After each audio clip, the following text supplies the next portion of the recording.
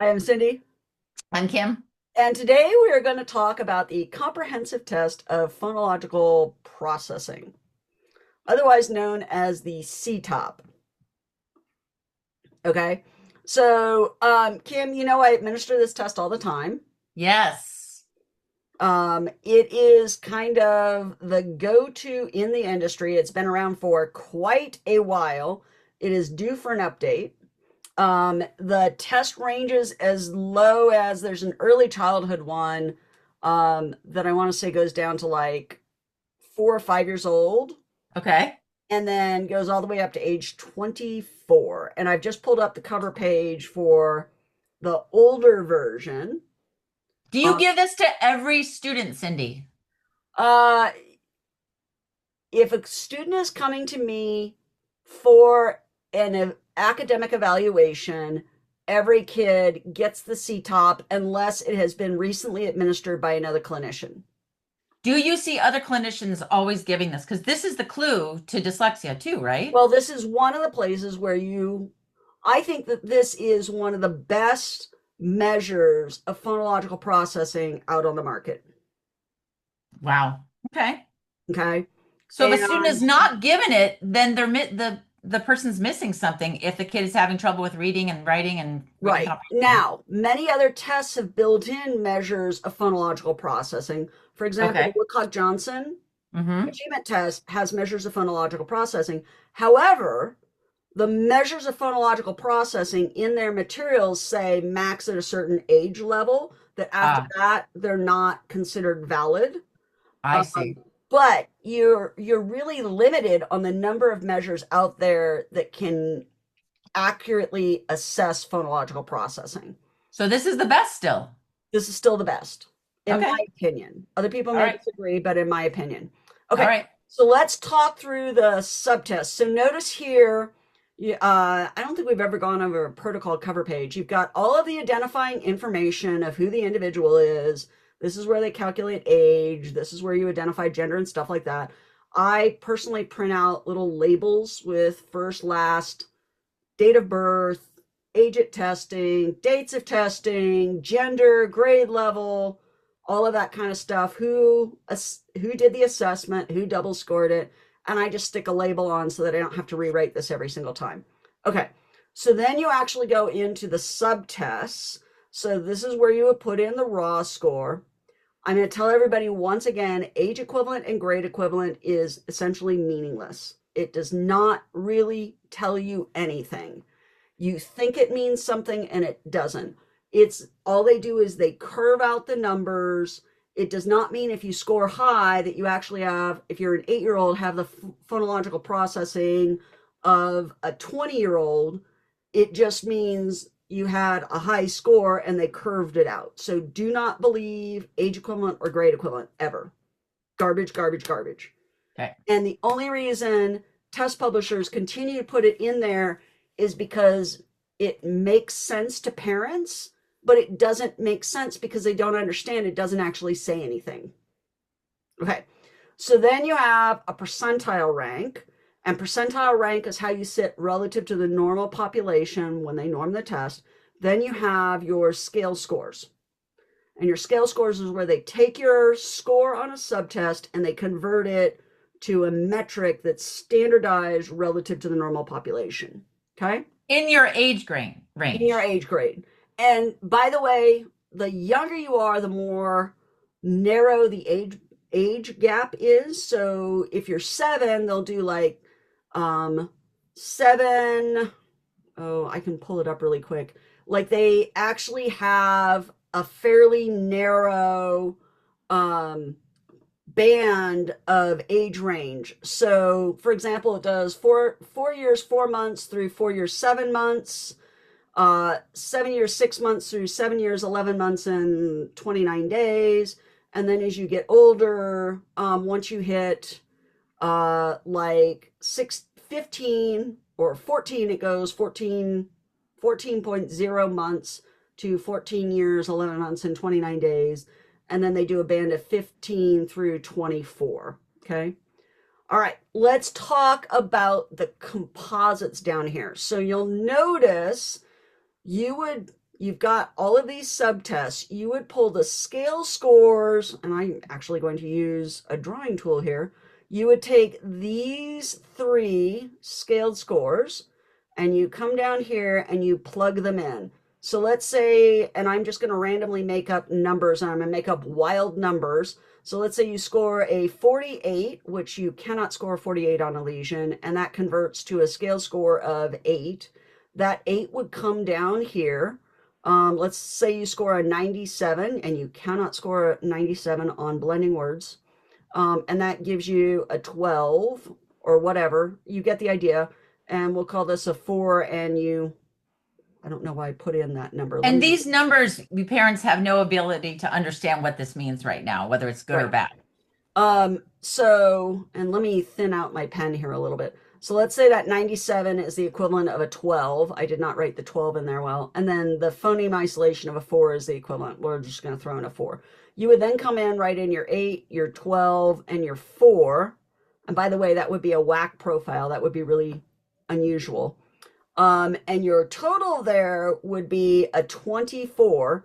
And then you go into another table and it will give you a composite.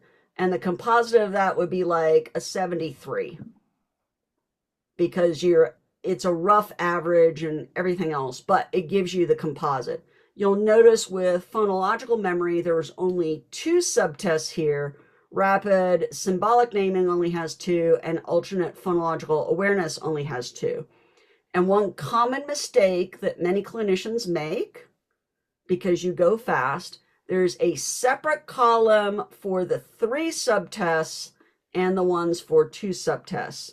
And clinicians have been known, and I understand how it happens, and I've done it myself, where you look in the wrong column.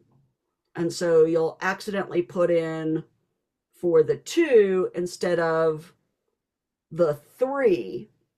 And a general test is, if you think about the average of these and you know how to convert scale scores to standard scores, you can say, is my metric in the ballpark or not? Okay. So that's how they get to those numbers, and that's how they develop all of that. Okay. Can we talk about why these are so important? So let's talk about the individual subtests. Yeah, because this is everything. This is everything. So on the elision subtest, you are looking at an individual deleting a phoneme from a word. And the example I give is, say, slip. Now say slip without saying the ul sound, and you would say sip. Yeah. Okay. Super basic example. You could do something like say hat. Now say hat without saying, and you would say. And you would say at. And this is important because that means if the kid can't do it, they're having trouble mapping sounds to placement within words. Yes. That's huge. Yes. Okay. On the blending words subtest, there's an audio recording, and it plays parts of words from like compound words to multisyllabic words to individual phonemes. So you play an audio recording and it says, what word do these sounds make? And they go, blah, blah, blah, and then you have to blend it together to make the word. Yes. And like rain, bow, and you would say rainbow, or d, a, g, and you would say dog. And it gets more complicated, and you would be surprised that kids that have gone to college sometimes who have dyslexia still can't map. Yeah. They can't hear it. Yeah. They can't remember all the phonemes and they can't recognize the word. Nope. Okay. Then we go into one of my absolute favorites, but a one that is really easy to misadminister. And let me blow this up a little bit so we can zoom in to the individual subtests, and it's a little easier to read for people. So we move into phoneme isolation, and phoneme isolation is where I ask you to name a phoneme in a position in a word. Mm. So if I said What's the third sound in the word pen? Eh, mm, So the correct answer would be, mm. okay, and what do most people do? Uh, Oh, if I said, what's the first sound in pen? Most people say, puh. right, which is two phonemes. It would be p, not puh, A lot of right? people are not taught how to say their consonants properly. And so if people who are administering the test don't know how to produce the individual phonemes themselves, this test is super easy to misadminister. It's true. They even teach it wrong on Sesame Street sometimes. Yes, Buh, buh. They say buh. right. That's not the same. Okay. All right. So those three give you your phonological awareness. Okay. Then we go into memory for digits, and an Mhm. audio recording plays off a series of numbers 7, 5, 3, 4, 2. And you would say seven, Seven, five, five. three, four, two. Why Okay. is this important for reading? Because if you can't remember when you sound out the phonemes, then when you go to blend them together, you're not going to remember the series of phonemes. So this is another indicator of what's happening. Right. And I'm not a fan of the memory for digits because they have a different timing on it than is what is standardly done. Mm. So standard is you give a 1 second gap in between individual phonemes and they do it at a slightly faster rate. Is it horrible? No. Is it my most reliable that I think of from a neuropsych perspective? No. Is it something I say throw the baby out with the bathwater? No. So people use it, that's fine. If you're not a clinician administering other standardized tests, like you're at a different level of certification and you're allowed to administer this because you're level B certification, which is you've had training in administering and understanding diagnostic tests versus neuropsychological tests like IQ tests. It's an okay system, and the good thing is because it's an audio recording, the clinician doesn't screw up giving the numbers at an improper rate.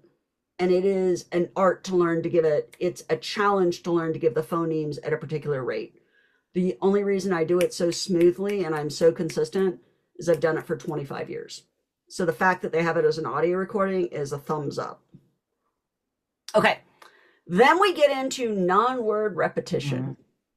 So, Kim, give us some examples of non words. Splag, Keep going. uh, graced, Okay. uh, Give me a multisyllabic non syllable. uh, blasto plump. Good. See, and I would have a tendency to go direct because I've heard the recording so many frickin' times Uh, that I would be tempted to give one from the test, and I don't want to do that. yeah, Yeah. those. But the reason why non-word repetition is so essential for testing a student is because it shows that the student understands the behavior of vowels and consonants in words and syllabication, Yes. as opposed to just memorizing as many words as they can think of and Here, read by memorization. here's the other thing is if you struggle with the non word repetition, you're going to struggle in a foreign language. And I cannot do the non word repetition to save my life. Oh, you can't. Oh, good Lord, no, I'm horrible.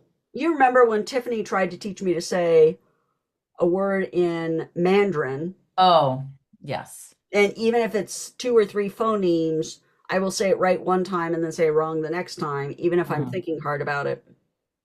So Okay. I'm particularly bad at that.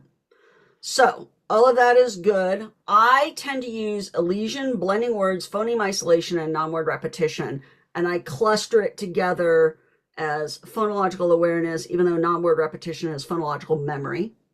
I just I put them kind of together because to me, if you can't do those four, or if you can do some of those four but not all of them, that's a giant red flag for dyslexia. Okay. Then we move into the rapid naming. Mm. Just go, tell me the Oh, I just know a lot about this and it's the easiest test to give. And if you want to screen a kid, and my kid got this, I had it screened when she walked out of kindergarten and we went to a speech and language pathologist and in 1 second. Yeah. She was, Not one but second, her 1 minute. 1 minute, sorry. When she was doing rapid naming, it was pictures. Yep, And she knew all the pictures, and the pictures are repeated throughout the page. yep, And her brain stops and she's looking at a picture of dog and she's going, That yeah. doesn't mean she doesn't know what a dog is. That means what, Cindy? It means that she can't find the appropriate label and pull it quickly from long-term memory. And And that she's word finding, so the fillers, the pause, is her searching through her brain's filing cabinet to try and land on the file. Okay. and this is a huge indicator of that a kid is going to have a problem with reading. Now, by the way, on the earlier version, on the pink version for younger kids, you do rapid object naming and rapid color naming. So we're Mm. not requiring kids to recognize numbers and letters. So there's a practice row where you just name them first to demonstrate you've got the skill set to do that. And then you do a whole page. The one downside to this is there's only one trial. And I find that two trials is better. I think it gives you a better picture because I have kids do the first trial and then I go as fast as you can for the second trial and kind of emphasize the fast, even though I emphasize it in the first one. And on the second run, they're somewhat faster or they're not. And that's very telling. So you can have a high IQ and have poor rapid automatic naming. Absolutely, all the time. Okay. So you do that with both digits and letters, and that gives you a composite rapid symbolic naming, which is great. And then they have some supplemental tests, which some people use. I occasionally use, but I don't use it a ton. Blending non-words, you listen to a series of phonemes and you have to blend it together into a nonsense word. And then they have you segment non-words. And so you'll hear a series of, or you'll hear a nonsense word and you have to break it into syllables. Okay, let's talk about the other thing that is different on the earlier version for younger kids. Instead of phoneme isolation, you have a sound matching where you say, here's a picture of a cup. Which of these pictures starts with the same sound as cup? Mm. Uh, dog, hat, or cat? Cat, cup, and you point to cat. And Okay. then they do it with ending sounds as well. To me, this seems like a really important test if you have a kid that's having problems with reading. It is a fabulous battery. And if your kid is struggling with reading and you are sending them to a clinician to assess their reading, you should be asking that clinician before you go in, how do you assess phonological processing and how do you assess rapid automatic naming? Yep. And if they say, I don't, you need to say, thank you, and click. And you need to Goodbye. find somebody else. Right. Good speech language pathologists who work with kids with dyslexia can get a hold of this test. If the clinician says, I know of the test, I don't own it, and you say, if I get it someplace else, will you incorporate it? And they say no, click. Like, that's not how you want to go to. But you can also get a speech language pathologist to administer this Okay. Okay. I didn't know that. and get that data. Sonia Hmm. can do this test. Lisa can Hmm. do this test. Hmm. Samantha, these are all clinicians that we know So in the you don't have to go to an IQ testing clinician person to do this. You can go to someone else for this particular test. yeah. And this will And give you, mhm. a speech language pathologist could compare the CTOPP relative to a receptive vocabulary. How big is the gap between receptive vocabulary and these areas to say, because you can have a kid with a 130 IQ that scores in the average range, but with a 130 IQ scoring, a 9 on a lesion is a problem, right? Okay. So they can look for that gap to say, yes, there's an unusual gap here. And you can't, so many speech language pathologists mistakenly think that unless it's below the 7th percentile, it's not a problem. And that's absolutely not the case. Where's that seventh percentile come from? In Sorry. Washington state, it's because that's how the state limits the number of kids that get referred into speech therapy. Oh, And so there's a mistaken perspective that unless you're, in the extremely low range, there is no problem. Okay. And you as a parent need to be well educated, and you as a parent need to go in and say, hey, can we take a look at, can you make sure that we've got a ballpark of where my kid is performing? You also do need to be aware, though, that if a kid is really having problems with phonological processing, where they can't hear the sounds and they can't differentiate, they may also have gaps in their vocabulary. So the Yeah. clinician that's doing a receptive vocabulary, and there are multiple receptive vocabulary tests out there, should also look at, are they missing easy words but getting really high level vocabulary right? Do we have kind of spots and holes in the development of um, receptive vocabulary that could signal an auditory processing issue or something else going on? Can I ask you a question? Is this nonsense words? Is this test sophisticated enough for a kid, a very smart kid in college too? Like, will Goes it? up to age 24. Okay, so it's aggressive enough that it would show that Yep, also for yep, that age range. Okay. yep. All right. Um, all together robust, good standardization data, good reliability and validity. It's not an expensive test. So, like, for example, an IQ test will run you $1,500, if not more, depending on how you put the package together. Maybe a little less than that if you just do basic stuff. But the CTOPP is relatively affordable. Mm. You're looking at a couple $100s, and it is such a good measure and gives you so much great data. It gives you the two most commonly identified factors for dyslexia, which is Okay. phonological processing and rapid automatic naming. And we know that rapid automatic naming is a better predictor of dyslexia than phonological processing is, but you can have one or both of those going on. We've talked about treatment resistors in other videos where if you have phonological processing, that's fairly easy to clean up. If you have rapid automatic naming, that's harder. But if you have both going on simultaneously, you're what we call a treatment resistor, meaning you don't make the kind of progress we would expect over time. Um, if you had a kid that had ADHD or there was a question about it, would you still give this test first, or would that kid have to be treated for eight? Like, would it still be okay to give this test and show that there's some problem with reading, or would the ADHD mess it up?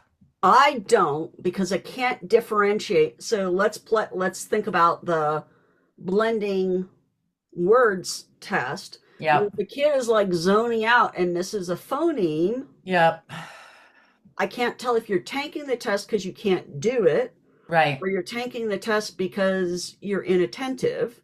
Right. That's my perspective, but people do it all the time.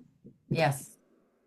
And so, you've got to think about it that way. Yeah. I'm unique in that perspective. I always screen for attention deficit up front, Yeah. and I prefer to control for the variable Right. so that I know when I'm testing a kid, it's not, hey, the phonological processing and rapid automatic naming are low because they're inattentive and impulsive.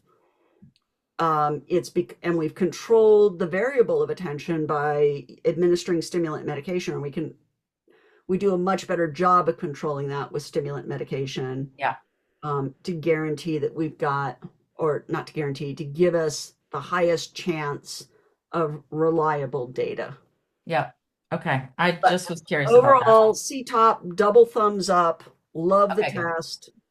Um, I will look forward to the CTOPP 3 coming out. It's a robust standard measure, something you can ask for, should be well recognized. If the clinician says, I don't know what a CTOPP is, thank you, click. Um, and if a clinician says, yes, I know what the CTOPP is, but I don't own it, here's what I use instead, fine. At least they understand what the CTOPP is measuring. And I get it. There are clinicians out there that don't have the budget to buy the same test library that I have. And so they'll buy a Woodcock Johnson, And that would be acceptable, and kind it's of? got options on there as long as Okay. but the Okay. idea that you're going to test phonological processing and you're going to test rapid automatic naming is the big thing. Okay. And there Good. are multiple ways to get there. Yep. This All is right. important. Thank you. Questions, problems, let us know. If this is helpful, like us. We always love to hear from you, and we'll see you soon. Thanks.